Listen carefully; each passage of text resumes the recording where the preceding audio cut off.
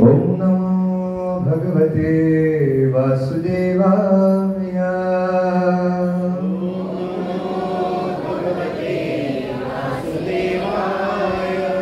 ओम नमो भगवते वासुदेवाय।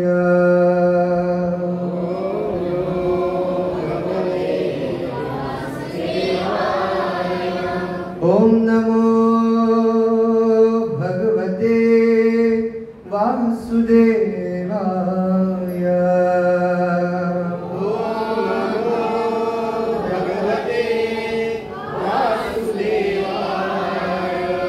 नारायणं नमस्कृत्यं नरं चैव नरोत्तमं देवीं सरस्वतीं व्यासं ततो जायमुदीरये। नष्टप्रायेषु अभद्रेषु नित्यं भागवत सेवया भगवतीरुत्तमश्लोके भक्तिर्भवति नैष्टिकी। कृष्णाय वासुदेवाय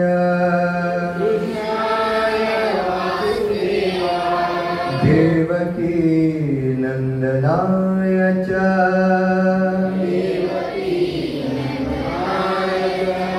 नंदगोप कुमाराय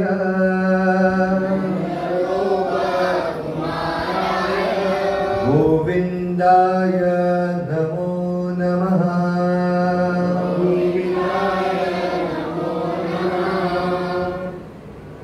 ओम ज्ञानतिमिरन्धस्य ज्ञानाञ्जनशलाकया चक्षुरुन्मिलितं येन तस्मै श्रीगुरवे नमः। श्रीचैतन्यमनोभीष्टं स्थापितं येन भूतले स्वयं रूपा कदा मह्यं ददाति स्वपदान्तिकम्। वन्देऽहं श्रीगुरु श्रीयुतापदकमलं श्रीगुरून् वैष्णवांश्च श्रीरूपं साग्रजातां सहगणा रघुनाथान्वितं तं सजीवं साद्वैतं सावधूतं परिजनासहितं कृष्णचैतन्यदेवं श्रीराधा कृष्णपादा सहगणा ललिता श्रीविशाखान्वितांश्च। नमः ॐ विष्णुपदाय कृष्णपृष्ठाय भूतले श्रीमते भक्तिवेदान्त स्वामी नामिने। नमस्ते सारस्वती देवे गौरवाणी प्रचारिणे निर्विशेष शून्यवादी पाश्चात्य देशकारिणे। हे कृष्ण करुणा सिंधो दीनबंधो जगत्पते गोपेश गोपिका कांत राधा कांत नमोस्तुते। तप्त कांचन गौरांगी राधे वृंदावनेश्वरी वृषभानुसुते देवी प्रणमामि हरिप्रिये। वाञ्छाकल्पतरुभ्यश्च कृपा सिन्धुभ्येव च पतितानां पावनेभ्यो वैष्णवेभ्यो नमो नमः। जय श्री कृष्ण चैतन्य प्रभु नित्यानंद श्री अद्वैत गदाधर श्रीवासादि गौर भक्तवृंद। हरे कृष्णा कृष्णा कृष्णा हरे हरे, हरे राम राम राम हरे हरे। हरे कृष्णा कृष्णा कृष्णा हरे हरे, हरे राम राम राम हरे हरे। हरे कृष्णा कृष्णा कृष्णा हरे हरे, हरे राम राम राम हरे हरे।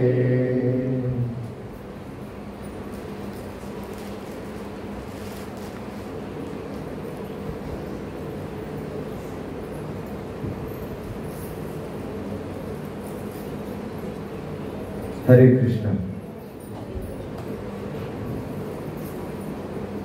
आप सभी का आज के इस सत्संग कार्यक्रम में मैं स्वागत करता हूँ। श्रीला प्रभुपाद की कृपा से आप सभी यहाँ पर आए हैं और अच्छा लगता है कि आप अपना रविवार जो है वो यहाँ दे रहे हैं। आपने अगर तय किया होता कहीं तो जाएंगे घूमने, बारिश भी है, झरना है, वहाँ पे स्नान करेंगे, आराम से मस्ती करेंगे, खाएंगे पिएंगे, ऐश करेंगे और क्या ये कर सकते थे, लेकिन आपने क्या किया? यहाँ आना चुना। क्यों? क्योंकि मनुष्य जन्म जो है वो बताया जाता है सवाल करना। सवाल करना मतलब पूछना। जब तक हम पूछेंगे नहीं तब तक हमें पता नहीं चलेगा कि ये क्यों हो रहा है, कैसे हो रहा है और इसके पीछे क्या कारण है। तो आज का हमारा जो टॉपिक है वो है कर्म का रहस्य। जब हम रहस्य के बारे में जानते हैं, रहस्य मतलब सस्पेंस, कोई भी कार्यक्रम शुरू होता है सस्पेंस का, तब हम क्या देखते हैं?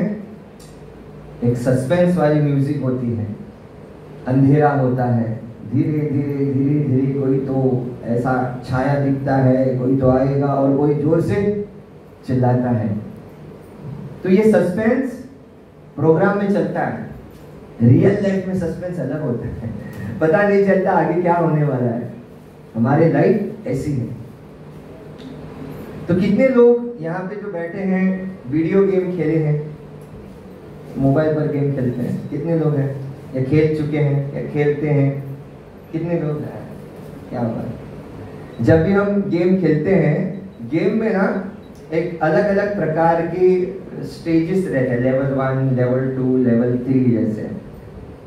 तो वहां पे एक ऐसा पजल है जहां पे हम देखते हैं कि एक बेबी फिश है, उसको अपने माँ फिश के पास जाना है। तो उसके लिए अलग अलग रास्ते हैं। आपको क्या लगता है, आप डायरेक्टली जा सकते हैं बेबी फिश जो है अपनी माँ के पास? नहीं। गेम में क्या होता है, कहीं ना कहीं तो अड़चन होती है। राइट में जाओगे तो बड़ी फिश, व्हेल, शार्क मिलेगी, उससे बच के आपको माँ के पास जाना है। लेफ्ट में जाओगे तो अलग अलग कांटे रहेंगे, उन कांटों को पार करके आपको जाना है। तो ये जो है उसको कहते हैं पूर्व निर्धारित। पूर्व निर्धारित मतलब क्या? जिसने ये गेम बनाया है वो उसको पता है कि राइट में क्या है और लेफ्ट में क्या है। ये पूर्व निर्धारित। निर्धारित मतलब क्या? पहले से ही तय किया हुआ है। अब हमारा क्या बात, हमारी क्या बात है? हमारे पास चॉइस है, राइट में जाए या लेफ्ट में जाए। ये हमारी स्वतंत्रता है। स्वतंत्रता का मतलब क्या है? फ्रीडम है हमारे पास। और ये जो फ्रीडम रहता है उस फ्रीडम को कोई छूता भी नहीं है। राइट में कैसे जाना है, लेफ्ट में कैसे जाना है। राइट में भी जाओगे तो भी आपको माँ जो फिश है उसको मिलना है, लेफ्ट में जाओगे तो भी आपको उसको मिलना है। हमारी हालत क्या है कि हम बेबी फिश की तरह हैं, जो अपनी माँ मतलब भगवान कृष्ण के पास जाना चाहते हैं। और लेफ्ट में और राइट में दो अलग अलग रास्ते हैं। राइट में जो रास्ता जाता है वो माया का है, और लेफ्ट में जो रास्ता जाता है वो मोह का है। माया का मतलब क्या है? जो नहीं है वो है, ऐसा समझते हैं हम। और मोह का मतलब क्या है? उसका अपना, ये मेरा है, ये अपना है। ये मोह जो है, माया और मोह के चक्कर में हम फंस जाते हैं। माया का मतलब क्या है? ये मेरा पति है। और मोह का मतलब है कि ये मेरा पति है तो इसके लिए मुझे अटैच होना है, तो इसको मैं छोड़ नहीं सकता। तो इस चक्कर में हम रह जाते हैं और इसमें इतने जकड़ जाते हैं कि मुझे बेबी फिश से अपनी माँ की ओर जाना ये हम भूल गए हैं। तो वहां जाना है ये हम जानते हैं, स्वतंत्रता है, राइट में जाए या लेफ्ट में जाए। लेकिन उस वक्त भी अगर कोई कठिनाई आ भी रही है उसका सामना कैसे करें, और उस सामना करते करते करते अपनी माँ की ओर कैसे जाना है, इसका भी रास्ता ढूंढना हमारा कर्तव्य है। अगर हम माया और मोह के चक्कर में बंधे रहेंगे तो अपनी माँ के पास, भगवान के पास नहीं जाएंगे। जैसे यहाँ पे एक कथा आती है, इस कथा को सुनकर आपको तय करना है कि कर्म जो रहता है बहुत ही गहन होता है। जो भी हम कर्म करते हैं सोच समझ के करना चाहिए।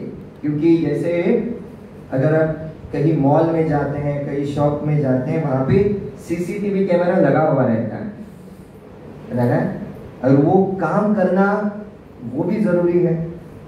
अगर वो काम नहीं कर रहे और एक सीसीटीवी कैमरा काम कर रहा है, जानते हैं कौन है सीसीटीवी कैमरा? बहुत बार हम जब अकेले रहते हैं तब हमें पता चलता है कि कौन सा सीसीटीवी कैमरा काम करता है। हमें लगता है हम अकेले हैं तो हम कुछ भी कर सकते हैं। नहीं, हम अगर कुछ भी करें तो उसका परिणाम भुगतने के लिए हमें तैयार होना चाहिए। तो इसको समझाने के लिए यहाँ पे एक कथा आती है, और इस कथा में आपको समझ में आएगा सही क्या है और गलत क्या है, इसका ज्ञान हमें आना चाहिए। और ये सही गलत का ज्ञान भगवत गीता भागवतम में हमें मिल जाता है। अब ये कथा क्या है? दक्षिण भारत में एक बहुत बड़ा मंदिर था, और इस मंदिर में ठाकुर जी जो है, भगवान कृष्ण जो है, वो बांसुरी बजाते हुए खड़े हैं और दिन भर खड़े रहते हैं। उनके पास बहुत सारे भक्त आते हैं, अपनी प्रार्थनाएं, अपनी मन्नत, अपनी समस्याएं सब लेके आते हैं और भगवान को सामने प्रस्तुत करते हैं। अब ये जो है भक्त आ रहे हैं, जा रहे हैं, आ रहे हैं, जा रहे हैं। एक सफाई जो करने वाला उनका भक्त है वो देखता है, हर दिन मंदिर आता है, साफ सफाई करता है, देखता है भक्त आ रहे हैं, भगवान को इतना कष्ट दे रहे हैं। तो एक दिन वो जब कोई नहीं था, भगवान को कहता है, ये आदान प्रदान है, भगवान को कहता है, भगवान 24 घंटे आप खड़े रहते हैं, थक नहीं जाते क्या? देखो मैं भी काम करता हूँ, साफ सफाई करता हूँ, बीच बीच में सो जाता हूँ, तो मुझे भी लगता है कि आपको भी आराम करना चाहिए। तो क्या करते हैं, मैं आपकी जगह जाता हूँ थोड़ा एक दिन के लिए, आप जाके सो जाइए, आराम कीजिए।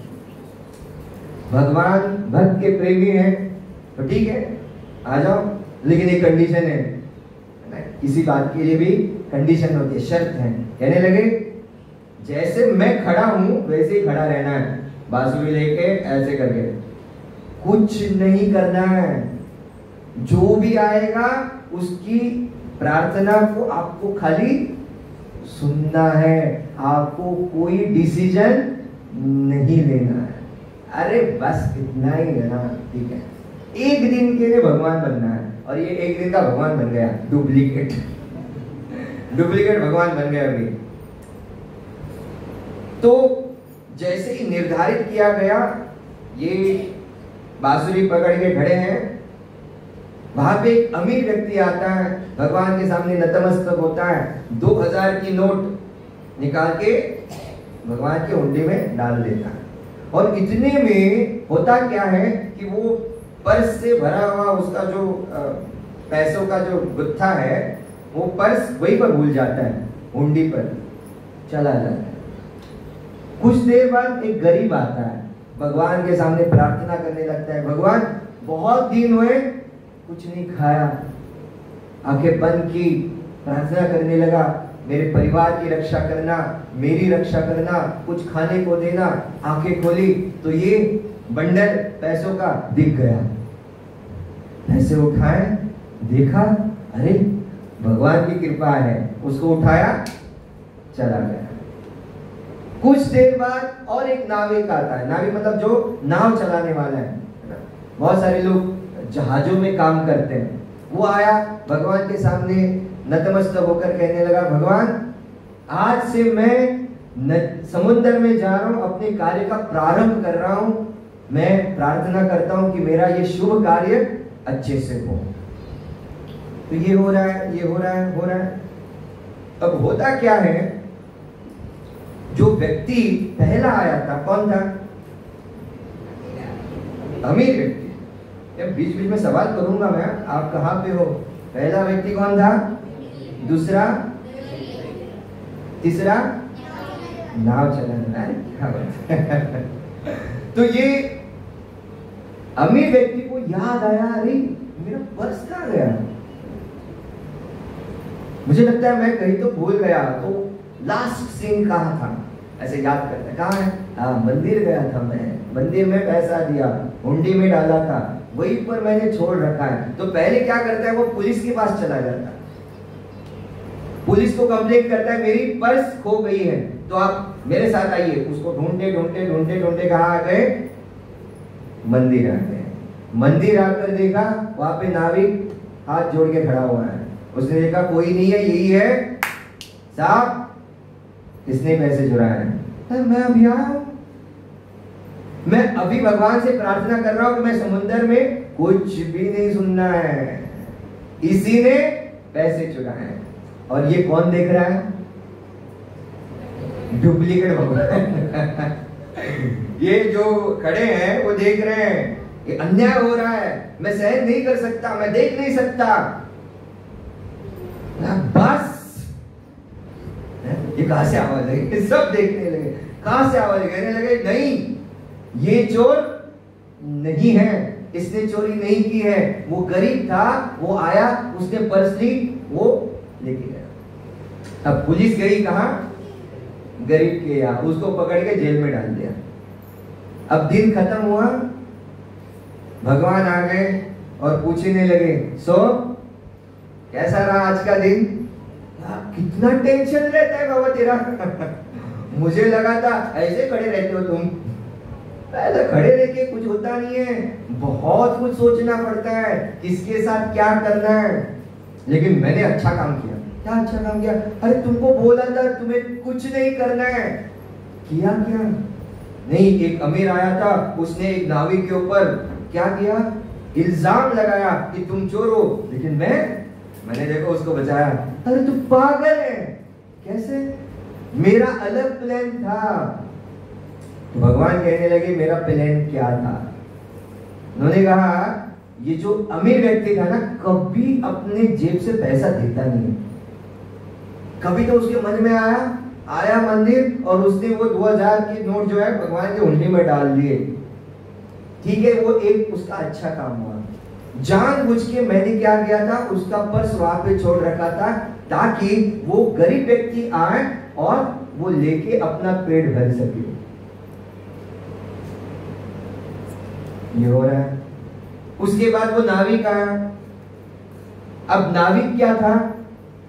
समुद्र में तूफान आने वाला था, तो वो उसको मैं जेल भेजने वाला था ताकि वो एक दिन उसका चला जाए।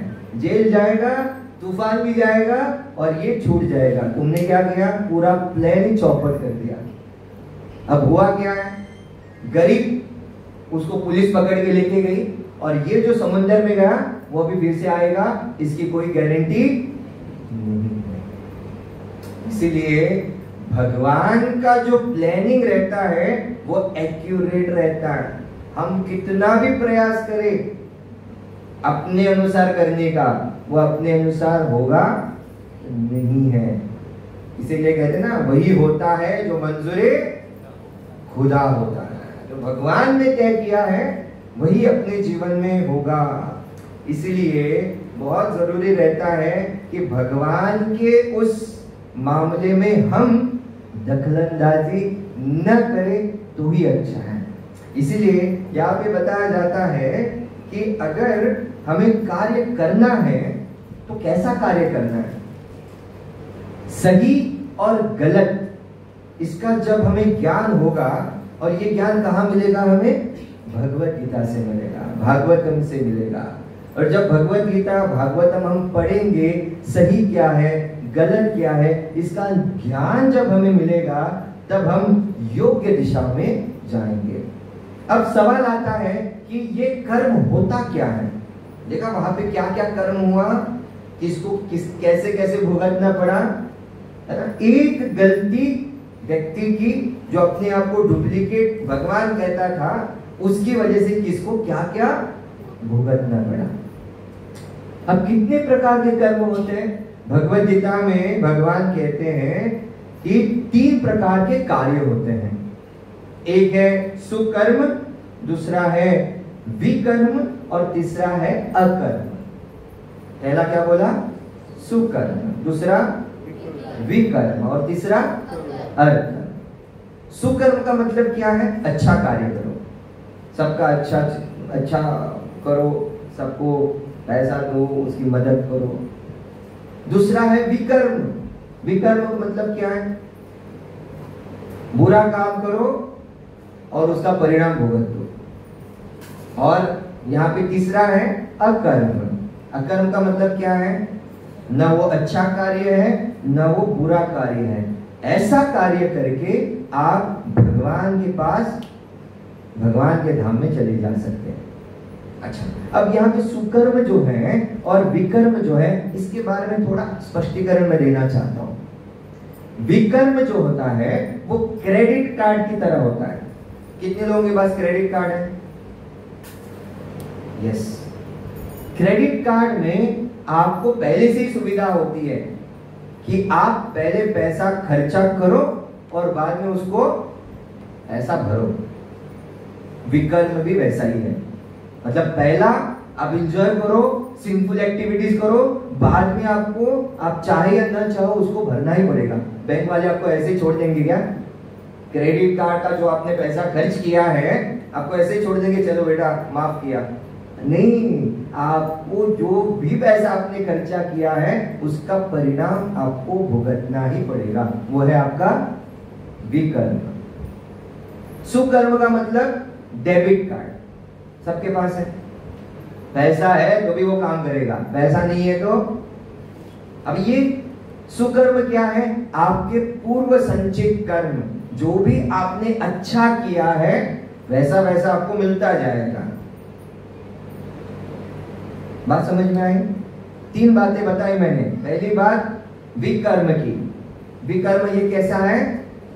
क्रेडिट कार्ड की तरह, पैसा पहले खर्चा करो बाद में उसको भुगतो। उसके बाद सुकर्म। सुकर्म यानी डेबिट कार्ड की तरह, जैसा आपके पास होगा वैसा आप खर्च कर पाओगे। और यहाँ पे अकर्म, जो ना अच्छा है ना बुरा है, मतलब क्या है ये अभी हमें देखना है। यहाँ पे बताया जाता है कि इतना सब कुछ जानने के बाद हमें कार्य तो करना है, बराबर। बिना कार्य किए हम जी नहीं सकते। तो कैसा कार्य करें जिसकी वजह से हमें ये जानना है कि ये अच्छा कार्य है, ये बुरा कार्य है, और ये ना अच्छा है ना बुरा है, जिसको करने से हम भगवत धाम जा सकते हैं। जिस प्रकार से यहाँ पे बताया जाता है, कर्म को एक कानून की तरह देखा जाता है। जैसे न्यूटन का एक लॉ है, न्यूटन का लॉ जानते हैं आप, every action has equal and opposite reaction.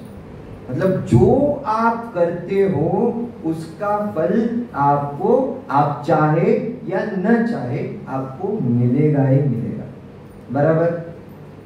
ये आपके तय करने से नहीं होगा कि ये मुझे मिलना चाहिए या ये मुझे नहीं मिलना चाहिए। कर्म जो है वो किसी में भेदभाव नहीं करता।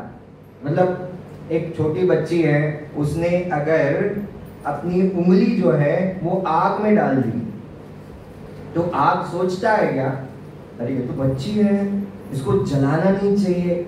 नहीं। बड़ा है तो उसकी बड़े की जो उंगली है उसको जलाना है? नहीं। अग्नि क्या करती है? जलाती है। ये कर्म है। इसीलिए जो कर्म हमें पर लागू किया जाता है उससे हम कोई एस्केप नहीं कर सकता, हम उससे मुंह नहीं मोड़ सकते।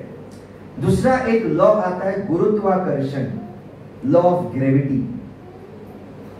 वो भी कभी भेदभाव नहीं करता। मान लीजिए छोटी सी बच्ची है, उसने 50वीं मंजिल से ऊपर से कूदी लगाई, तो गुरुत्वाकर्षण कोई यहाँ पे भेदभाव नहीं करता, अरे बच्ची है, उसको ऐसे ही हवा में पकड़ेंगे नहीं। बच्ची हो या बूढ़ा हो या नौजवान हो, कूदी लगाएगा, खत्म, मरना ही है, नो चॉइस। दूसरा यहाँ पे बताया जाता है कि कर्म जो है वो एक गाय की तरह बताया जाता है। जैसे भागवतम में बताया गया है कि हजारों ऐसे बछड़े हैं और उसमें एक गाय को बताया जाए कि तुम तुम्हारे बछड़े को ढूंढो, तो ये गाय क्या करती है? अपने बच्चे को इतने सारे बछड़ों में ढूंढ निकालती है। वैसे कर्म भी वैसा है। इतने सारे लोग हैं, फिर भी जिस व्यक्ति ने जैसा कर्म किया उसको ढूंढ निकालेगा, पकड़ा गया है कि नहीं? तो वैसे ही हम देखते हैं कि बहुत सारे ऐसे लोग हैं, फिर भी हजारों में से एक ही व्यक्ति का एक्सीडेंट होता है हमारे आंखों के सामने। वो कैसे है कि नहीं? कोई तो ट्रक आएगा, ठोकर मार के आगे चला जाएगा, ये कैसे संभव है? हम यहाँ पे जीवित हैं। आगे जाके हम देखते हैं कि ऐसा हो रहा है, वैसा हो रहा है, हमारे पास क्या जवाब है? तो इसके लिए भी पूर्व संचित जो हमारे कर्म है वो जिम्मेदार है। यहाँ पे सब मेरे साथ हैं, सबको समझ में आ रहा है? जैसे मैंने ये बीज बोया है वैसे वो फल मुझे मिलता जाएगा। इसलिए जो भी आप कर्म कर रहे हो, वो कर्म आप चाहे अच्छे हो या बुरे हो, उसका फल आपको डेफिनेटली मिलेगा। कुछ फल तुरंत मिल जाते हैं, कुछ फल थोड़ी देर के बाद मिल जाते हैं, और कुछ फल पाने के लिए आपको जन्म जन्मांतर तक रहना पड़ता है। ठीक है? अब यहाँ पे एक उदाहरण दिया जाता है किसान का। किसान जिस प्रकार से खेती बाड़ी करता है और जिस प्रकार से वो बीज बोता है, तुरंत 15 मिनट के बाद वो फसल आएगी क्या? जो किसान यहाँ पे बैठे बता सकते हैं, ऐसा डाला करके फसल आ गई, ऐसा होता है? नहीं। उस फसल को आपको खाद्य देना पड़ता है, उसको अच्छे तरीके से सब कुछ देना पड़ता है, बाद में वो अंकुरित होता है। अंकुरित होने के बाद में वो पौधा होता है, बाद में वो पेड़ होगा, बाद में फूल होगा, बाद में वो फल के रूप में आपको मिलेगा। तो वैसे ही गेहूं या चावल की जैसे हम फसल करते हैं, वैसे ही हमें जैसे जैसे समय जाता है वैसे वैसे हमें फल प्राप्त होते जाते हैं। मान लीजिए कि एक किसान है और उसकी जो है फसल जो है वो बहुत ही भद्दी है। बहुत बार कहते हैं ना कि एक ऐसा व्यक्ति है जो बहुत बुरा कर रहा है लेकिन उसको फल जो है अच्छा मिल रहा है। ऐसा क्यों? हमारी आंखों के सामने हम देख रहे हैं कि ये व्यक्ति इतना बुरा कर रहा है, इतना बुरा कर रहा है, इतना बुरा कर रहा है, लेकिन उसको अच्छा ही मिल रहा है, और मैं कितना भी अच्छा करूं मेरा बुरा हो रहा है। तो ऐसा क्यों? तो किसान का एक बहुत ही सुंदर उदाहरण यहाँ पे दिया गया। जैसे एक किसान जो रहता है तो उनका एक मेटल का बहुत बड़ा टीन का बहुत एक बर्तन रहता है। वो क्या करते हैं, फसल जो होती है पहले की वो नीचे जाती है, और जैसे जैसे नई फसल आती है ऊपर एक के ऊपर एक डालते जाते हैं। मान लीजिए जैसे जैसे फसल डालता गया, एक साल में उसकी जो फसल है वो पूरी खराब हो गई, सी ग्रेड मतलब थर्ड क्लास आ गई, लेकिन फिर भी वो अच्छी फसल खा रहा है या बेच रहा है। ऐसा कैसे? तो इसको हम कैसे समझ सकते हैं? उसके टीन के जो बक्से में जिसने वो रखा था वो ऊपर एक के ऊपर एक नीचे रास्ता रहता है जो अच्छे फसल निकालने के लिए वो निकालता है और वो फल खाता है। भले ही उस साल में उसकी फसल डिग्रेडेड क्यों ना हो, उसको अच्छी फसल मिलती है। क्यों? पूर्व संचित किया हुआ है। सबको समझ में आ रहा है ना? ऐसे देख रहे हैं क्या बोल रहे हैं? सबको समझ में आ रहा है? तो उसने इतना संचित किया हुआ है तो उस साल उसकी अगर फसल बुरी भी हो लेकिन यहाँ संचित किया हुआ है इसलिए उसको अच्छा मिल रहा है। मतलब क्या? अगर कोई व्यक्ति बुरा कर रहा है इसका मतलब उसको अगर अच्छा मिल रहा है उस समय, तो उसने कुछ तो अच्छा किया है इसलिए उसको अभी वो मिल रहा है।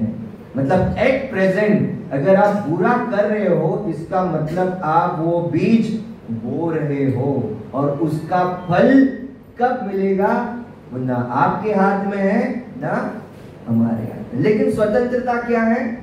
हमें कौन सा बीज बोना है ये हमारे हाथ में है। यहां तक सब मेरे साथ हैं?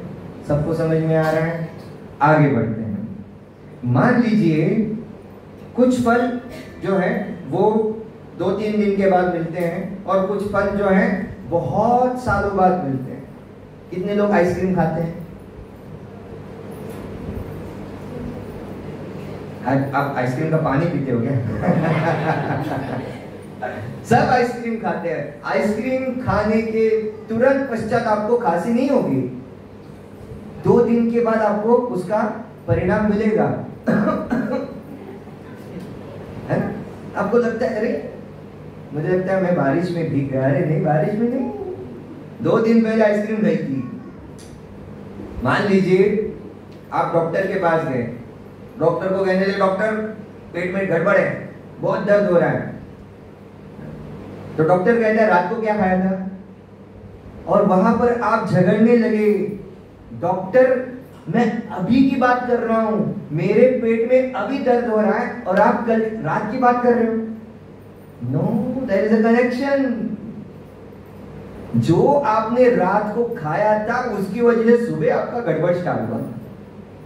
There is a connection. जो आपने पिछले जन्मों में किया है वो इस जन्म में आपको भुगतना ही भुगतना है।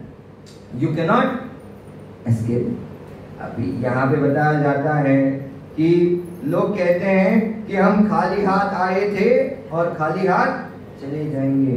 गलत। खाली हाथ आए थे हम खाली हाथ जाएंगे, कहते हैं ना, गलत।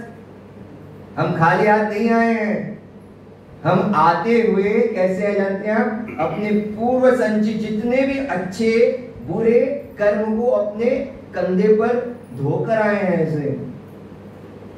ऐसा नहीं हम खाली हाथ आए थे खाली हाथ जा रहे हैं, नहीं, भर भर के आ रहे हैं और भर भर के लेके जा रहे हैं। तो इसीलिए बहुत ही जरूरी है। देखिए हमारे 2 शरीर हैं, एक है सूक्ष्म शरीर और दूसरा है स्थूल शरीर। सूक्ष्म जो हमें दिखाई नहीं देता, उसमें क्या रहता है? मन बुद्धि और अहंकार। आपको दिखाई देता है आपका मन? बुद्धि दिखाई देती है, अहंकार दिखाई देता नहीं। मन, बुद्धि और अहंकार के अनुसार जो आप कार्य करते हो, स्थूल जो शरीर रहता है उसको छोड़ने के बाद ये तीनों आपके कर्म को लेके आगे बढ़ता है। स्थूल शरीर मतलब समझ में आया? ये स्थूल आपका जो शरीर है वो पंच महाभूतों से बना हुआ है और इसको छोड़ के आपको जाना होता है। समझ में आ रहा है?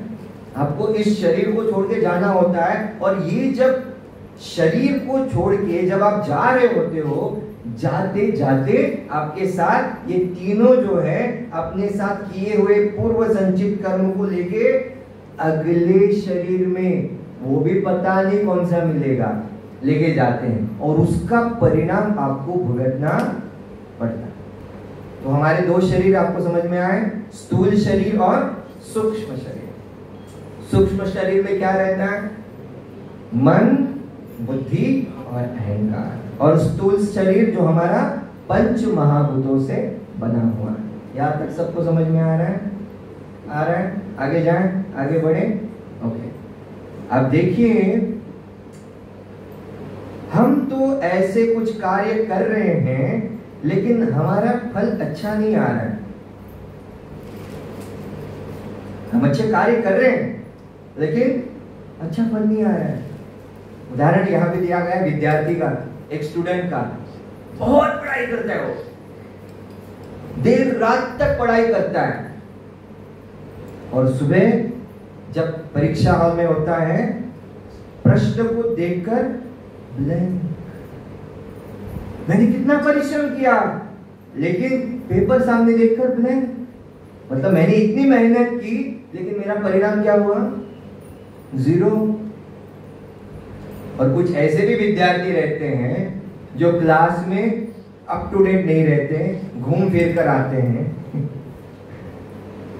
4-5 सवाल करेंगे और वो 4-5 सवाल करके पास हो जाएंगे। हम देखते हैं, अरे मैंने इतनी मेहनत की, मैं फेल हो गया। उसने कुछ भी नहीं किया लेकिन वो पास हो गया। कैसे? इसका मतलब है क्रिया प्लस परिणाम इज इक्वल टू परिणाम नहीं है। यहाँ पे क्रिया प्लस हमारे जो पूर्व संचित कार्य इज इक्वल टू परिणाम। मतलब हमारा पूर्व कर्म जो है उसकी वजह से मैं यहाँ पे लिख नहीं पाया और मेरा पूर्व संचित कार्य है उसकी वजह से मैं लिख पाया। दोनों की कैटेगरी अलग अलग है, इसलिए इस ज्ञान को समझना बहुत जरूरी है। आज का लेक्चर थोड़ा कथा से हटके है। कथा मतलब जानते, पहले जो कथा है वही कथा है, आगे आपको कोई कथा नहीं मिलेगी। फिलोसॉफी है, लेकिन जब तक हम इस ज्ञान को समझेंगे नहीं कर्म के, तो पता नहीं चलेगा कि हमें क्या करना है क्या नहीं करना है। अगर हम बुरे कार्य करते ही गए, अच्छे कार्य को नहीं जान पाए, अकर्म क्या है नहीं समझ पाए, तो जन्म और मृत्यु के चक्कर में फंसे ही रहेंगे, कितनी भी कथा श्रवण करो। इसलिए जो बेसिक ज्ञान है, विज्ञान है, साइंस है, उसको समझना बहुत ही आवश्यक है।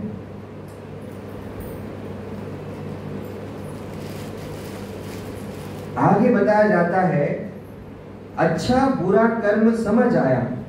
अब हम जान गए कि अच्छा कार्य क्या है और बुरा कार्य क्या है। तो भगवान इतना जटिल क्यों बना रहे हैं? अब हम पता चल गया ये अच्छा कार्य है, ये बुरा कार्य है। शराब नहीं पीनी है, जुआ नहीं खेलना है, मांस मच्छी नहीं खाना है, समझ में आया। अब हम ठीक है, हम पता चल गया हम नहीं करेंगे। तो भगवान इतना घूम फिर के क्यों आते हैं? पिछले जन्म का उसको इस जन्म में भुगतना होगा और इस जन्म का आगे जाके भुगतना पड़ेगा।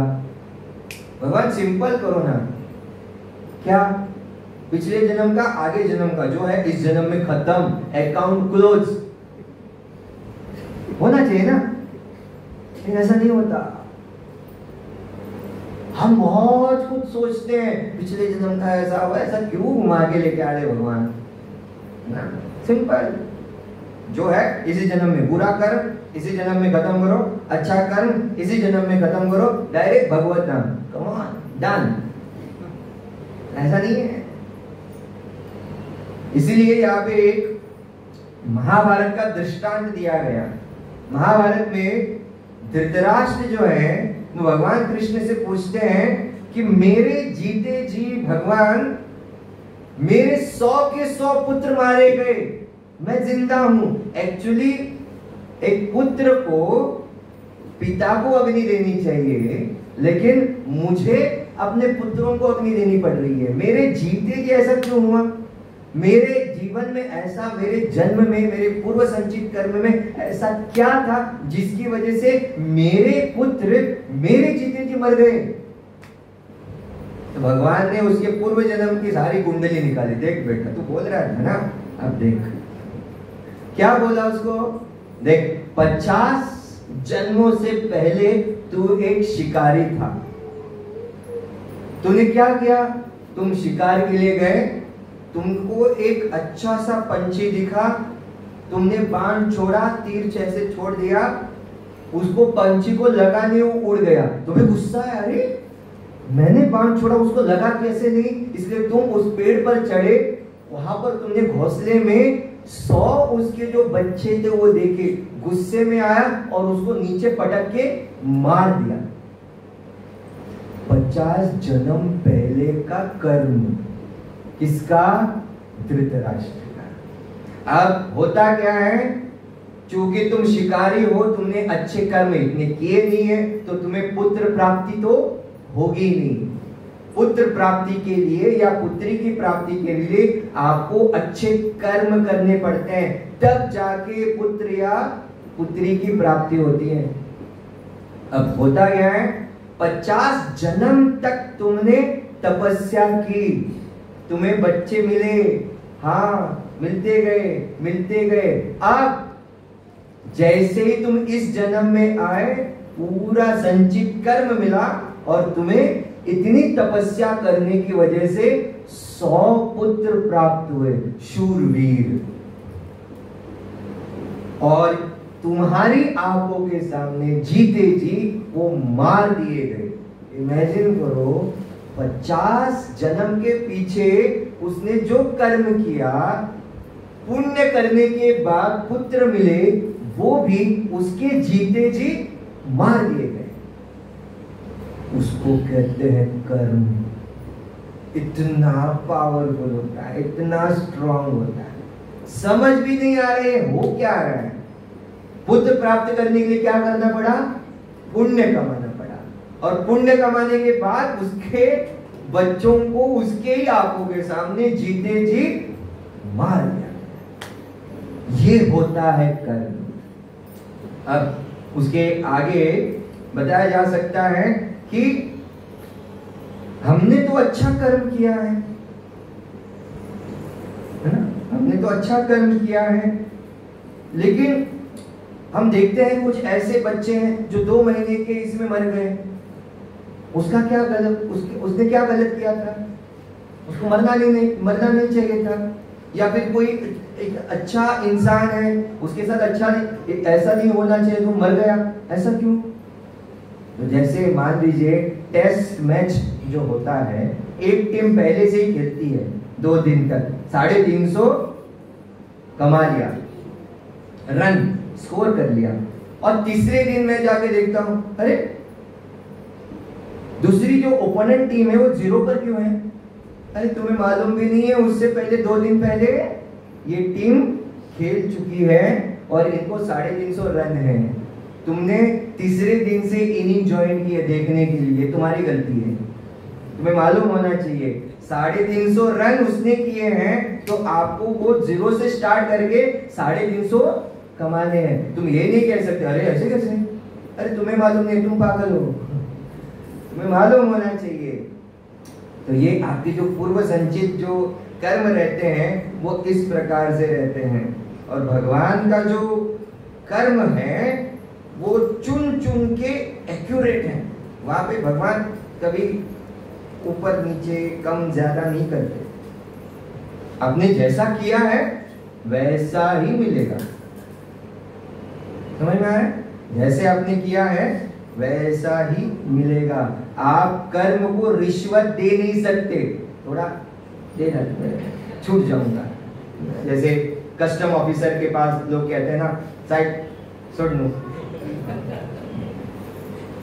आणि गावचे ना, तो एक व्यक्ति कह सकता है यार अगर मुझे कर्म क्या करना है क्या नहीं करना है, मैं अज्ञानी, मुझे कुछ मालूम ही नहीं है, तो क्या होगा? मान लीजिए एक व्यक्ति ने नई बाइक खरीदी R1 और वो खरीद के जा रहा है, उसने देखा रेड लाइट है, तो वहां पे क्या करना है? स्टॉप। उसने देखा अरे सामने से भैंस जा रही है, मैं क्यों रुकूं, मुझे भी जाना चाहिए, और वो भैंस को देख के आगे जाता है और वहां पर जाके ट्रैफिक पुलिस विसल मार के उसको रोकता है, रुक, कहाँ जा रहा है? भैंस गई, मैं भी जा रहा था। अरे तू भैंसों का बड़ा भैंसा है, तुम्हें जानता नहीं है रूल्स एंड रेगुलेशन। साफ पता नहीं था, रेड सिग्नल था, मुझे रुकना चाहिए, अगली बार तुम्हें मालूम होना चाहिए, इसलिए मैं चालान दे रहा हूं। अज्ञानवश अगर आप गलती कर भी लेते हो तो भी आपको सजा मिलेगी। क्या बोला? अज्ञानवश अगर आपने कोई गलती की भी है तो उसकी भी सजा आपको मिलेगी। आपने गलती से सिग्नल तोड़ा ना, पता नहीं था, इसलिए पता न हो कि आप आगे चले गए और बोला ट्रैफिक पुलिस को साहब गलती हो गई, आगे गलती न हो इसके लिए मैं चालान दे रहा हूं, फाइन भरो। ये है कर्म, है ना? तो इसलिए बताया जाता है कि अगर हमें अपने कर्म को अच्छे तरीके से ये ज्ञान होना चाहिए कि मेरा जन्म क्यों हुआ है, मेरे जन्म का उद्देश्य क्या है, मैं कौन हूं, भगवान कौन है, भगवान का और मेरा संबंध क्या है, ये जब तक भगवत गीता भागवतम पढ़कर जानोगे नहीं तो हम कर्म और विकर्म इसी के चक्कर में पीसते चले जाएंगे। यहाँ पे और एक उदाहरण दिया जाता है कि एक व्यक्ति को ऐसे आंखों के सामने काली पट्टी बांध दी गई और उसको ऐसे मार रहे लोग, लेकिन उसको पता नहीं चल रहा है कहां से मार मिल रही है। ये कर्म और अकर्म का कर्म और विकर्म का परिणाम है। जब हम जानेंगे कि कर्म क्या है, हमें किसके लिए कार्य करना है, तो पता चलेगा, आपकी आंखों की पट्टी हट जाएगी, आपको पता चलेगा कि ये मैं दुख क्यों झेल रहा हूं, मुझे ये दुख क्यों आ रहा है और मैं ये सहन क्यों कर रहा हूं। मान लीजिए किसी होटल में आप चले जाते हो, सब कुछ ऑर्डर किया राधे गोविंद में, और दूसरे होटल का नाम नहीं ले रहे, है ना? वहां पे जाके सैंडविच ऑर्डर किया, वहां पे जाके पिज्जा ऑर्डर किया, वेजी ऐसा ऑर्डर किया किया किया किया और कहा माता जी पेट भर गया, अच्छा हरे कृष्णा। माता जी छोड़ेगी क्या? पहले छोड़ देगी, बाद में नहीं छोड़ेगी। अरे बेटा खाया है तो पैसा देना पड़ेगा। होटल वाला चुप रहेगा क्या? नहीं मुझे मालूम नहीं था, खाने के बाद पैसा देना पड़ता है। अरे जहाँ पे जाते हो वहां पे पैसा देना पड़ता है ना? तो वो आपको छोड़ेगा नहीं। मतलब आपने जो ऑर्डर किया है, आपने जो कर्म किया है, उसका परिणाम आपको भुगतना है, नो ऑप्शन। इसीलिए बताया जाता है जो सत्य युग में साधु संत होके चले गए, राजा महाराजा होके गए, अच्छे कार्य किए, वो भागवत धाम चले गए। जो केयरलेस थे वो त्रेता युग में आए, वहां पे भी थोड़ा बहुत प्रयास किया, कुछ लोग और केयरलेस हो गए, वो द्वापर युग में आ गए। और जितने लोग इतने केयरलेस हैं, इतने केयरलेस हैं, जो होगा देखा जाएगा बोलते हैं, वो कलयुग में है। अरे क्या होगा देखेंगे ना, अरे देख बेटा तू बाद में क्या होता है। जो बातें हमारे हाथ में नहीं है उसको अगर हम कंट्रोल करने के लिए जाओगे ना, मार ही खाओगे।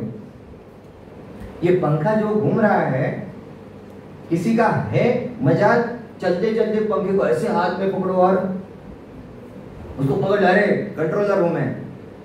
उससे पहले क्या होगा, इतने फास्ट चलने वाले पंखे को जब आप स्पर्श करने जाओगे तो कट जाएगा हाथ, दुख जाएगा, फिर भी प्रयास करेंगे। अरे कैसा समझता क्या अपने आप को ये पंखा, ये पागल, ऐसा नहीं होता है।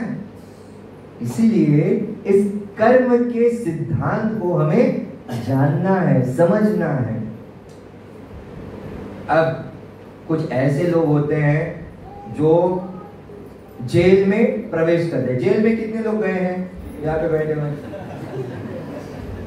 कोई गया है क्या जेल में? नहीं। लेकिन जेल में जाने वाले लोगों को हमने देखा है। जेल में क्यों भेजा जाता है? कुछ तो गुनाह किया है इसलिए वो जेल में गया। अब उनको सुधारने के लिए क्या किया जाता है? बहुत सारी संस्थाएं आती हैं उनको सुधारने के लिए। ऐसे इस्कॉन प्रिजन मिनिस्ट्री भी है जहाँ पे वो भगवद गीता का ज्ञान देते हैं। वो भगवद गीता का ज्ञान सुन सुन के उनके हृदय परिवर्तन होते हैं। बाद में उनकी सजा काट दी जाती है और उनको छोड़ दिया जाता है। लेकिन कुछ ऐसे भी रहते हैं, लेक्चर सुनते सुनते ऐसे चिमटा मारेंगे, खाना फूसी करेंगे, सुनने नहीं देंगे, है ना, मेरी सुनो, वो क्या प्रवचन देगा, मेरी सुनो, मैं क्या कहता हूँ।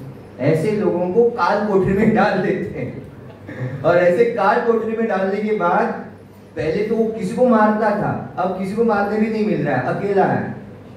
अब वो कौन है जानते हैं? वो हम लोग हैं। काल कोठरी में हमें डाल दिया गया है, हम ऐसे अंधकार में हैं और कह रहे हैं हमें किसी की जरूरत नहीं है, हम अपनी मर्जी के मालिक हैं, जो होगा देखा जाएगा।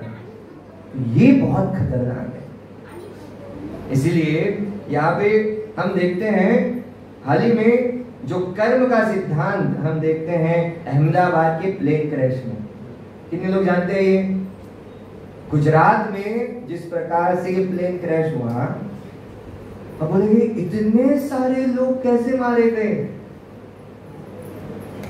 जिन लोगों ने जैसा जैसा कर्म किया, भगवान क्या करते हैं? इन सारे लोगों को इकट्ठा लाते हैं, एक्यूमुलेट कर्मा, सबको इकट्ठा लाते हैं, एक प्लेन में बिठाते हैं, चल बेटा तेरा समय आ गया। अब सोचेंगे अरे इतने सारे जो लोग थे वो बेगुनाह थे। जैसे मैंने टेस्ट मैच के बारे में बताया, आप उनके पिछले जन्म के बारे में क्या जानते हो? आपने केवल इस जन्म के बारे में जाना है, पिछले जन्म में उसने क्या क्या किया होगा वी डोंट नो एनीथिंग। और उसमें भी एक व्यक्ति बच जाता है, वो भी एग्जिट डोर का, वो भी सीट नंबर 11 बाहर से छोड़ के वहां पे कूद जाता है। इतना प्लेन जल जाता है, उसमें भी भगवद गीता बच जाती है, जल के राख नहीं होता, सब कुछ जल के राख हो जाता है। तो ये क्या है? इसीलिए ये बहुत ही महत्वपूर्ण बात है कि भगवान सबको इकट्ठा लाते, जैसा जैसा जिसका कर्म है सबको इकट्ठा लाओ, खत्म, एक ही चुन चुन के लेते हैं। और ऐसे ऐसे देखो कहां कहां से लोग आए थे उस प्लेन में बैठने के लिए, और उसमें भी एक स्त्री 10 मिनट लेट हो गई फ्लाइट के लिए, बच गई, है ना, बच गई ना। वो बोलने लगी ये भगवान गणेश जी की वजह से मैं आज बच गई हूं। कैसे फिर? लातूर में जब बहुत बड़ा भूकंप हुआ, उस भूकंप में इतने सारे लोग मार दिए गए। उसमें से जब वो बहुत सारे लोगों को रेस्क्यू कर रहे थे, उसमें उन्होंने एक स्त्री को देखा, एक मां को देखा जो एक बच्चे को स्तनपान कर रही थी, वहीं पर मर गई और बच्चा 4 दिन से जिंदा है। कैसे पॉसिबल है? तो जैसा जिसका कर्म है वैसा उसको फल मिलता जाएगा। तो कुछ लोग ऐसे होते हैं जो दैववादी हैं और कुछ लोग ऐसे होते हैं जो कर्मवादी हैं। दैववादी मतलब क्या? जैसे विदुर जो है वो धृतराष्ट्र को कहने लगा महाराज तुम्हारे जो पुत्र हैं धृतराष्ट्र, ये जो दुर्योधन है उसको समझाओ, नहीं तो अनर्थ हो जाएगा, सब मार दिए जाएंगे। यहाँ पे धृतराष्ट्र क्या कहता है जानते हैं विदुर को? अब जो विधि में लिखा है वैसा ही होगा, मैं क्या कर सकता हूँ, जो होगा वही होगा। दैववादी, लेजी है, कर्म एनीवेज। प्रभु जी आज आपने इतना अच्छा बताया, काम क्यों करना है, जो होगा देखा जाएगा, भगवान है, भगवान देख लेंगे सब, मुझे क्यों कार्य करना है। और दूसरा है कर्मवादी, अरे भगवान भगवान कुछ नहीं होती है, मेरा कर्म मैंने अपनी मेहनत से बनाया है, कुछ नहीं है भगवान भगवान। एक कर्मवादी होते जो भगवान को नहीं मानते, एक दैववादी होते जो लेजी होते हैं, और एक भक्त होते हैं जो कहते हैं जो कुछ भी होता है वो भगवान की इच्छा से होता है। तो यहां पे बताया जाता है जो जैसा कर्म करेगा वैसा उसको परिणाम मिलेगा, कर्म का परिणाम मिलेगा, लेकिन वैसा होता नहीं है। लेकिन जब भक्त को समझ में आता है कर्म क्या है, अकर्म क्या है, विकर्म क्या है, जैसे ये समझ में आ जाता है वो कभी भी अपने जीवन में ये नहीं मानता। उसको क्या समझ में आता है? कर्म, ये फॉर्मूला सुनो सब याद हो, यहाँ पे कर्म प्लस पूर्व संचित कर्म प्लस भगवान की इच्छा इज इक्वल टू परिणाम। फॉर्मूला याद रहेगा, कर्म प्लस पूर्व संचित कर्म प्लस भगवान की इच्छा इज इक्वल टू परिणाम। लोगों को क्या लगता है, क्रिया हुई तो परिणाम होगा, और जो मुझे चाहिए वैसा होगा। लेकिन एक भक्त क्या करता है, अपने जीवन में ये देखता है ठीक है अगर ये मेरे लिए काम नहीं कर रहा, मैंने इतना सब कुछ अच्छा किया लेकिन मेरे अनुसार नहीं हो रहा है, इसका मतलब मेरे पूर्व संचित ऐसे कार्य हैं जिसकी वजह से मुझे अच्छा नहीं मिल रहा है। ज्ञान मिला, नहीं तो फ्रस्ट्रेट होगा कोई, तो माका जाए तसे जाए ना, आई एम ट्राइंग, कितना इन्वेस्ट किया, कितना पैसा डाला, हो ही नहीं रहा है। कुछ लोगों के बिजनेस होते हैं ना, कितना पैसा घालता आपण काय जाए ना, एवरीथिंग घालता तो पैसा गेलो, उतका को पैसा खर्च, बट एवरीथिंग गोज अवे। कुछ लोग कुछ ही पैसे लेके आते हैं और करोड़पति बन जाते हैं। तो यहाँ कैसे है, ये क्या है? तो ये आपके पूर्व संचित कर्म है जो आपको मिल रहे हैं। अब जब आप भक्त बन चुके हो, भक्त बनने के बाद आप देखते हैं कर्म है, दूसरा पूर्व संचित कर्म है, उसमें भी आप भगवान की इच्छा को देखते हो। That is very important. इसको देखोगे ना तो जीवन की ओर देखने का जो हमारा दृष्टिकोण है वो बदल जाएगा।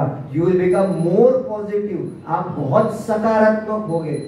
इसलिए बताया जाता है कि हम जब इस कर्म के बारे में सोचते हैं तो हमें अपना जीवन कैसे जीना चाहिए।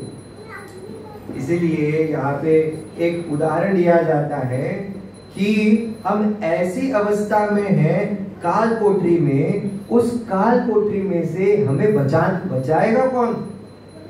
अब काल कोठरी में प्रभुपाद चैतन्य महाप्रभु ये खुद आते हैं हमें उससे बाहर निकालने के लिए, और कहते हैं हाथ ऊपर करो और जोर से बोलो हरे कृष्णा कृष्णा कृष्णा हरे हरे, हरे राम राम राम हरे हरे। तीन चीजें हैं, करो ये, भगवान का नाम जप करो, भक्तों के संग में आ जाओ, प्रसाद ग्रहण करो। क्या डिफिकल्टी है? प्रभुपाद पूछते हैं व्हाट्स द डिफिकल्टी? आपको खाली भक्ति करनी है, भक्तों के संग में आना है, भक्तों के अच्छे बर्ताव को देखना है, भक्तों के अच्छे बर्ताव के साथ रहना है, भक्तों के साथ रहकर प्रसाद ग्रहण करो, कीर्तन करो, प्रवचन सुनो, कथा सुनो। इस ज्ञान से आप परिचित हो जाओ, फ्रस्ट्रेशन से दूर हो जाओगे। क्यों? ये क्यों जरूरी है? ताकि बहुत सारे बच्चे जो हैं, बहुत सारे लोग जो हैं सुइसाइड करते हैं, दे commit suicide. Why? Because they don't have this knowledge.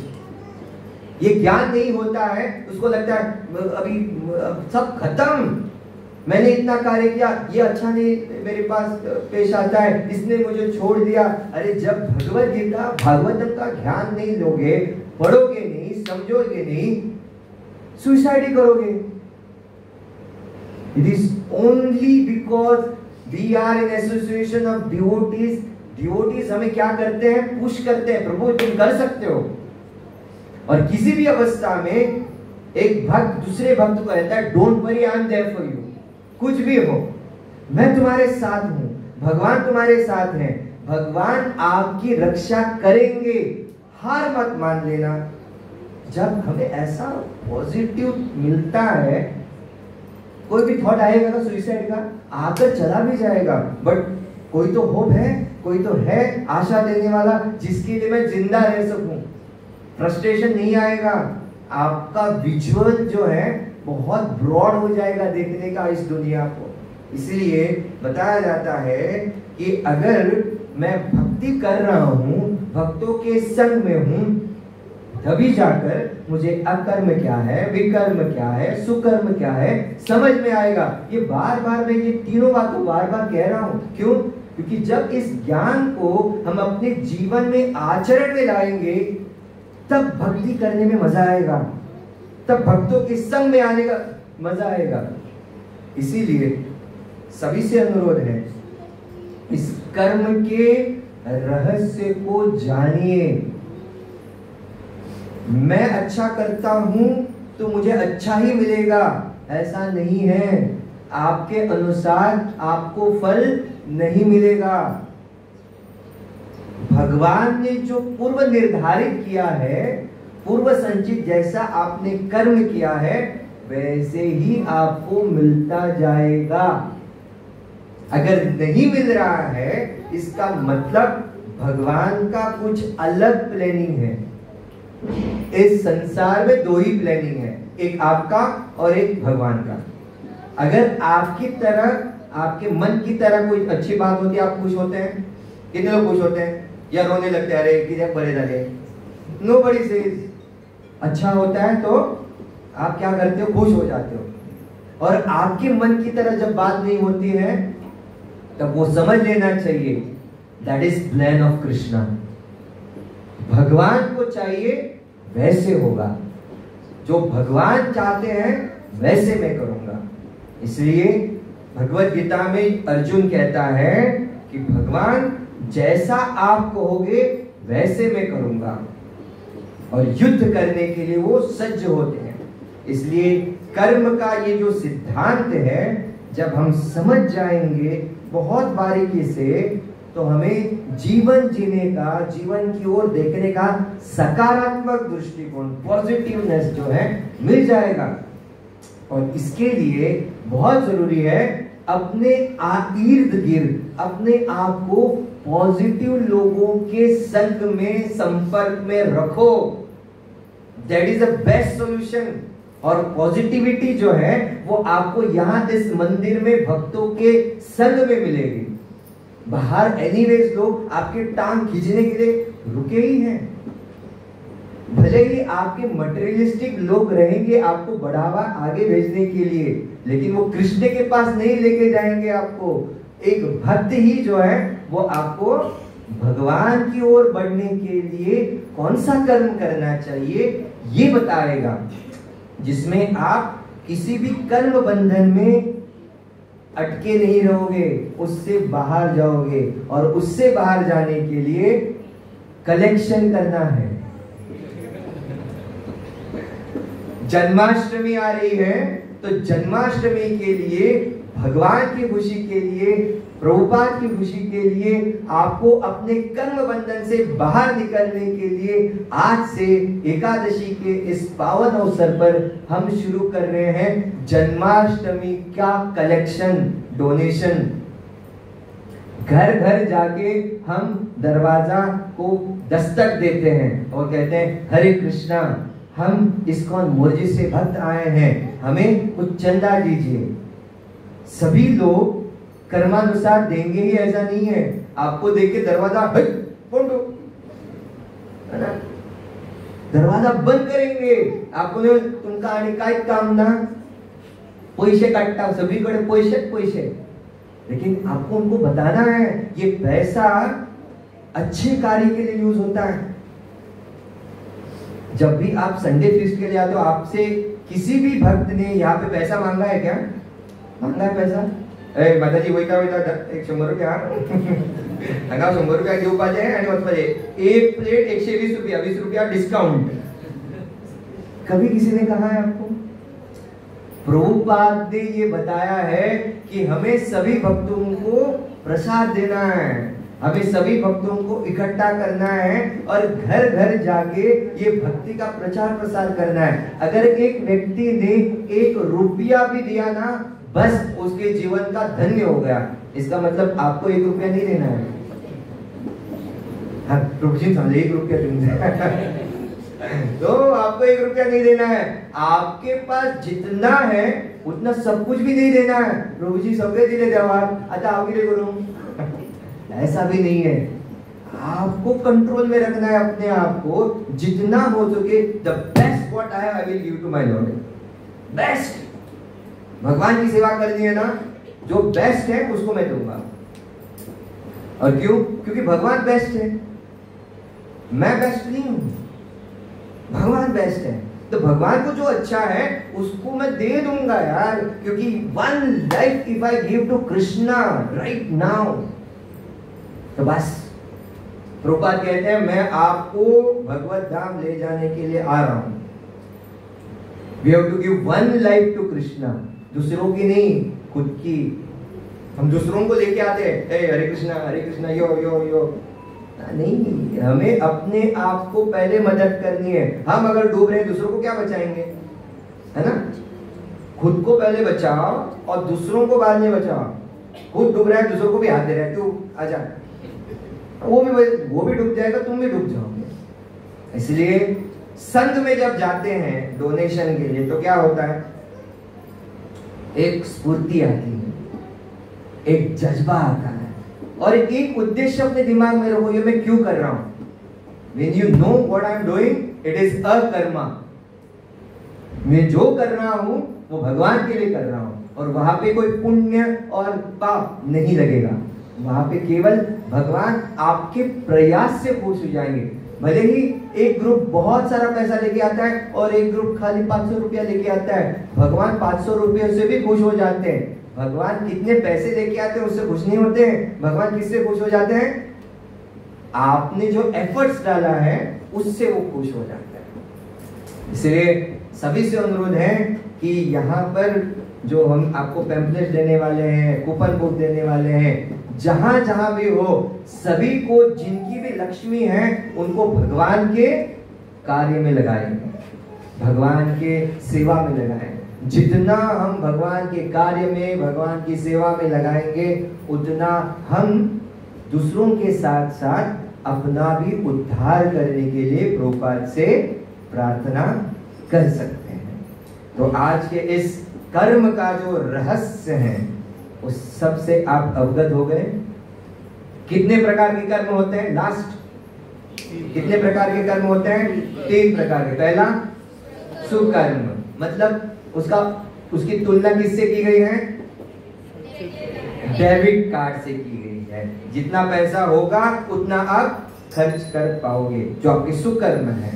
दूसरा विकर्म. विकर्म मतलब आपका क्रेडिट कार्ड. आपने जैसा कर्म किया है, जितना आप कर रहे हो उसका आगे जाकर आपको भुगतान करना पड़ेगा. जय श्री निताय सच्चिदानंद भगवान की जय. और तीसरा अकर्म, जो आपको मैंने अभी बताया, डोनेशन वाला. भगवान के खुशी के लिए द्वार द्वार जाओ और भगवान की खुशी के लिए उनसे मांगो. वहां पे कोई लज्जा शर्म की नाम नहीं होती है. वहां पे भगवान देख रहे हैं आप कर रहे हो, है ना. कुछ ना करने से अच्छा है कुछ करो. पहले ना विचार शुरू होता है, वचन काय नका, मन म्हणता नाका. कित्याक तू मरे प्रोफेसर मरे सारस्वतान शिकयता, तुमकां पैसे ना, तुमकां पैसे मेळना, सॅलरी ना, दिया मरे देवाक.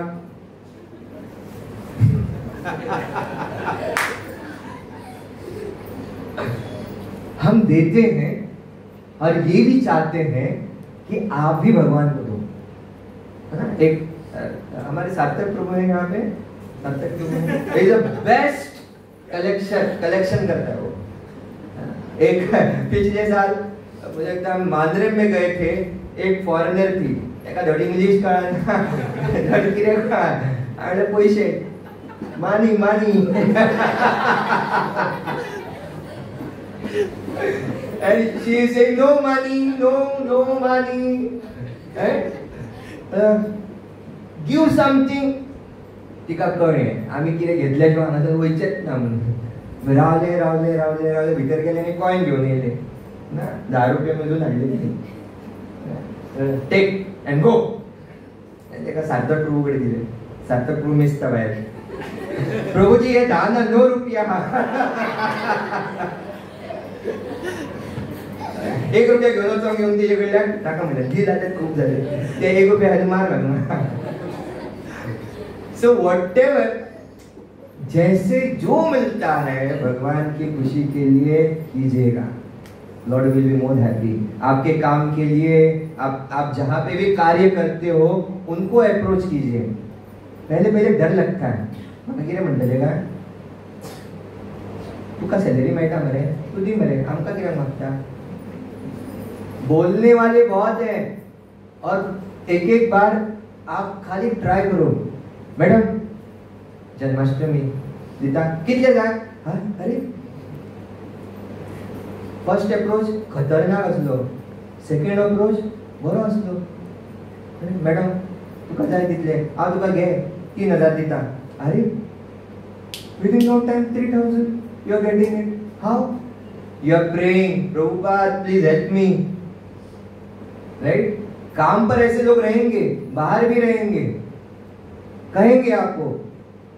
जब पैसों का मामला आता है वो डोनेशन का ना बहुत भक्तों को सहना पड़ता है, लेकिन जितना भक्त लोग सहते हैं उतना वो स्ट्रांग हो जाते हैं भक्ति में। मैं किसके लिए कर रहा हूँ ये, फर्स्ट क्वेश्चन योरसेल्फ, किसके लिए कर रहा हूँ, मेरे लिए कर रहा हूँ क्या, नहीं।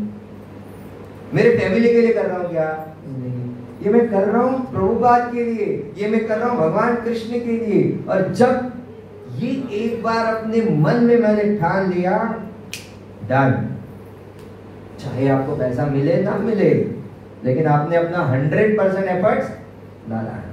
तुएम में हो, पार्श्व में हो, मुर्जिम में हो, मांद्रे हो, हरमन हो, जहां कहीं हो, जैसे जैसे आपकी उपस्थिति हो, या फिर आपके कार्य में जहां जहां पे आप कार्य करते हो, when you have a good relationship with your partners, your colleagues, they will definitely give। और वो सब जानते हैं इस्कॉन क्या है ना। उन लोगों को भगवान को थोड़ा थोड़ा ऐसा प्रसाद घर पे तैयार करके उनको दो, आज से दे दो, मतलब एक दिन वो देंगे पैसा। भगवान को प्रार्थना करो, भगवान प्रसाद बना रहा हूँ, उनको खाने दो, पैसा देने दो, उनको खाने दो, पैसा देने दो, उनको खाने दो, उनको पैसा देने दो। मतलब आप भी खुश, वो भी खुश, और उनको भी सुकृति मिलेगी। तो इस कर्म के सिद्धांत को यहीं पर हम विराम देते हैं। मुझे लगता है इस कर्म के सिद्धांत को आप सभी ने बहुत ही अच्छी तरीके से ये सुना, समझा, और मैं चाहता हूं कि ये हम सभी अपने जीवन में उतारने का प्रयास करें, तभी जो है भगवान बहुत खुश हो जाएंगे।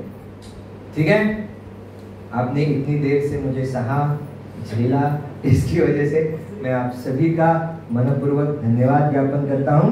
हरे कृष्णा। निताय सच्चिदानंद भगवान की, श्रील प्रभुपाद की, निताय गौर प्रेमानंदे।